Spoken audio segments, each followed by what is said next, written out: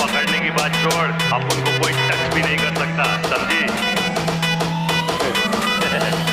ये देख बेटी, ये देख, असली असली